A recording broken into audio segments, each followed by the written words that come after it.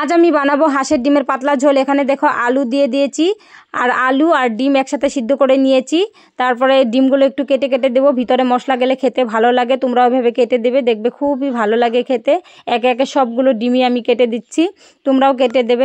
আজ খুব কম মশলা দিয়ে রান্না করব, গরমে এত মশলা ভালো লাগে না। এখানে দেখো কড়াতে আমি সর্ষের তেল দিয়ে দিলাম, একটু লবণ দিয়ে দিয়েছি, একটু হলুদ গুঁড়ো তেলের মধ্যে দেওয়ার কারণ হলো ডিমের কালারটা সুন্দর আসে। তোমরাও এভাবে দিয়ে দেখবে, কালারটা খুব সুন্দর লাগে দেখতে। এখানে দেখো আমি একে একে ভেজেও নিচ্ছি। আমি একটা ডিম খেয়ে নেবো এখান থেকে, আমার লুপ সামলাতে পারছি না আমি। আর এখানে দেখো নামিয়েও নিলাম, ডিমগুলো ভাজা হয়ে গেছে। এখন কড়াতে আর একটু সর্ষের তেল দিয়ে দিচ্ছি, তারপরে জিরে ফোড়নে দিয়ে দেবো। এরপরে তো আছে পেঁয়াজ, আছে পেঁয়াজ আর কাঁচা লঙ্কা ছিঁড়ে এখানে দেখো একটু লাড়াচাড়া করে নেব। আলুগুলো একটু দিয়ে দিচ্ছি। এখন দেখো খুব সুন্দর একটা খুশবু বেরিয়েছে, ভালোই লাগছে। আর একটু লবণ আর একটু হলুদ গুঁড়ো দিয়ে দেবো, লঙ্কা গুঁড়ো দেবো না, লঙ্কা গুঁড়ো দিলে ভালো লাগে না। গরমের মধ্যে হালকা পাতলা ঝোলই ভালো লাগে, এর জন্য এত মশলা খাওয়া ভালোও না গরমে।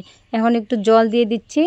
দেখো কালারটা কিন্তু সুন্দরই এসেছে, লঙ্কা গুঁড়ো দেয়নি তবুও কালারটা খুব সুন্দর এসেছে, ভালোই লাগছে। দেখো উতলানিও এসে গেছে। এখন ডিমগুলো দিয়ে দিয়েছি, একটা ডিম তো আমি খেয়ে নিয়েছি, টুকরো হয়ে গেছিলো। যাই হোক, এখানে আমি গরম মশলা ভেজে নিচ্ছি, একটু ভেজে নিলে খুশবুটা খুব সুন্দর আসে। আর জিরেটাও ভেজে নেব, তারপরে বাটাবাটি করে নেব। এখন এটা বাটাবাটি করা হয়ে গেলে মশলাগুলো দিয়ে দেবো। দেখো ডিমের কালারটা কি সুন্দর এসেছে না, সবজির কালারটা খুব সুন্দর এসেছে। এখানে মশলাটা আমি দিয়ে দিলাম, কম মশলাতে খুব ভালো লাগে খেতে। তোমরা ওইভাবে খেয়ে দেখো।